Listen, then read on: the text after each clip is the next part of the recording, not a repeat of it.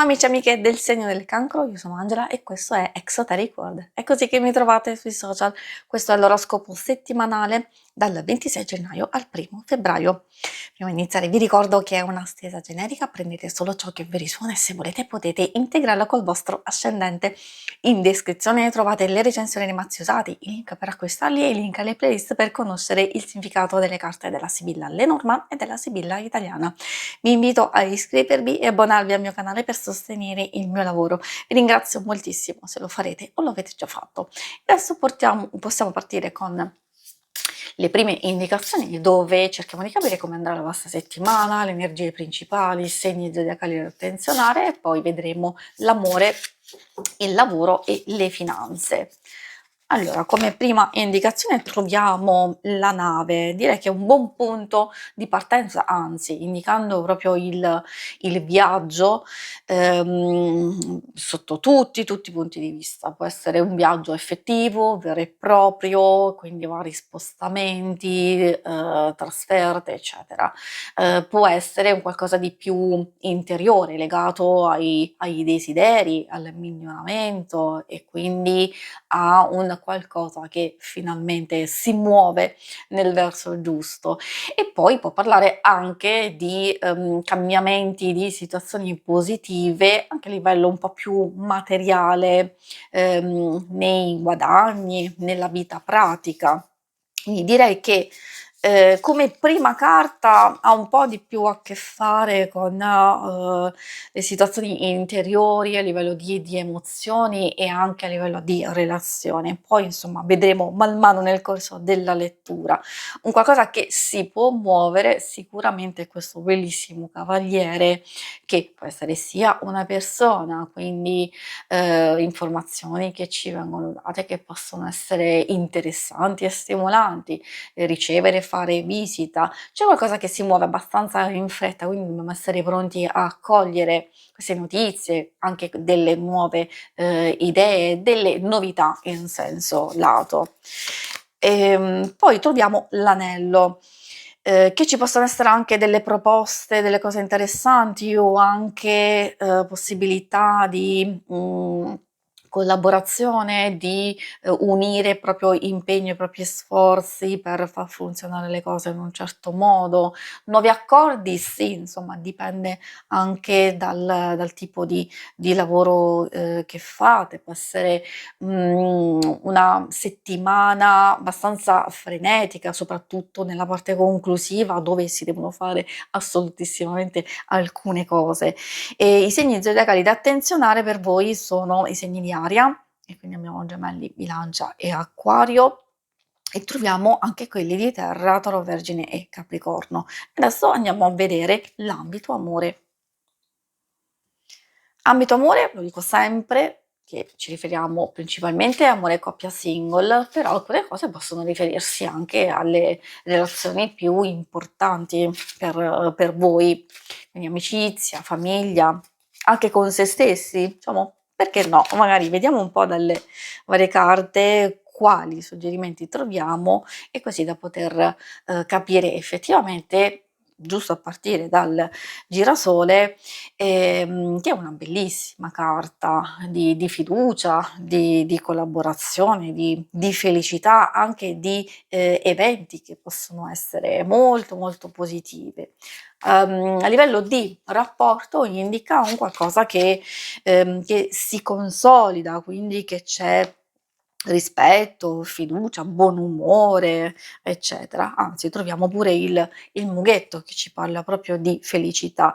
Felicità in questo caso ritrovata se magari c'è un qualcosa che non funziona proprio benissimo nella comunicazione oppure una fase di disequilibrio, però con questa carta riusciamo subito a trovare, a rientrare in una situazione un po' più tranquilla tranquilla. Come abbiamo visto già dalle vostre energie e possibilità di muoversi, anche di divertirsi, degli eventi, potrebbe essere appunto la programmazione di un viaggio, o un qualcosa proprio che volete fare con voi stessi, diciamo per voi stessi, concedervi del tempo da dedicarsi è importantissimo. E poi troviamo la lavanda, questa sì è vero, può portare un po' di tensione soprattutto verso fine settimana, forse lo stress, le varie cose che avete da fare possono accumularsi, anche un po' di stanchezza, però insomma c'è quella presenza, soprattutto a livello, mentale, di aiuto e di sostegno, potrebbe venir meno, magari la parte un po' più, emotiva, e quindi anche l'intimità stessa, diciamo la passione, o un qualcosa che si affievolisce leggermente, potrebbe non essere totalmente, negativa. Quindi è vero, un po' di stanchezza accumulata, magari di gestire meglio le vostre energie nel corso della settimana per ritrovarvi con, più equilibrio. Questo vale anche per le relazioni e i rapporti più importanti. Per i single, ovviamente qui, possono esserci sia delle novità, delle cose interessanti, magari se state frequentando, conoscendo una persona, allora c'è una fase in evoluzione, anche se tra alti e bassi, perché effettivamente la lavanda ci fa capire, che, c'è qualcosa che è frenato.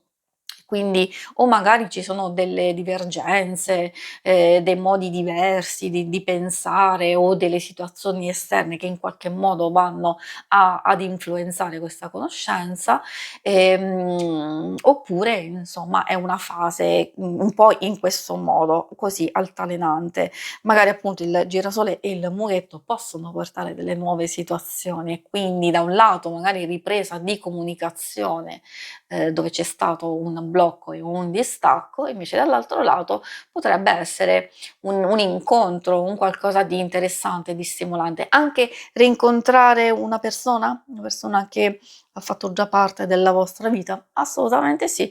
Ovviamente consiglio sempre di prendere con le pinze queste indicazioni perché non tutti viviamo la stessa vita, è ovvio che ci possono dare un'ispirazione, un input, un'infarinatura e poi ovviamente di adattare a quello che stiamo vivendo. Per quanto riguarda le questioni più pratiche, trovare proprio la carta dell'amore nel lavoro e nelle finanze vuol dire già, che c'è qualcosa di positivo.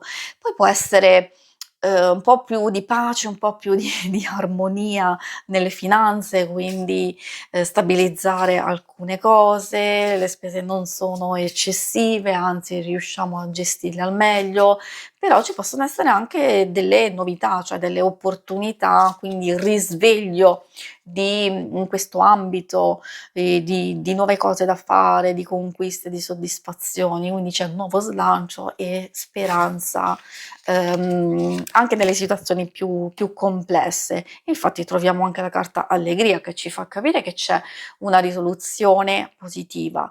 Poi è legata alla felicità? Certo, alle liete notizie, anche questa ai viaggi, alle soddisfazioni, alla condivisione, quindi anche possibilità di, aprirci a nuove possibilità, non solo anche di, condividere i nostri, successi e poi effettivamente parla di stabilità in questo ambito o anche di, progressione, avanzamento, quindi vuol dire che quello che stiamo facendo già da un po' di tempo incomincia a vedersi un po' di frutto, un po' di frutto, un po' di risultato.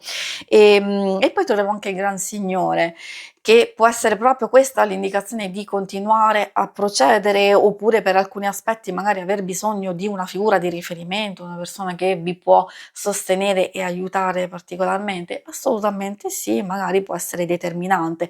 Invece è determinante per chi è in cerca o chi sta valutando nuove collaborazioni, un'intesa, qualcosa di questo tipo, perché il Gran Signore può portare una proposta, non solo protezione e sostegno, però una persona che può essere disponibile, anche a una proposta interessante, sia di lavoro o anche proprio di aiuto nella ricerca stessa. Si conclude qui la lettura, vi ringrazio per avermi seguita. Se volete in alto a destra trovate il logo per iscrivervi al canale, mentre in basso trovate le schermate per vedere il vostro oroscopo mensile e il lunare quindicinale. Alla prossima, vi auguro una buona settimana. Ciao!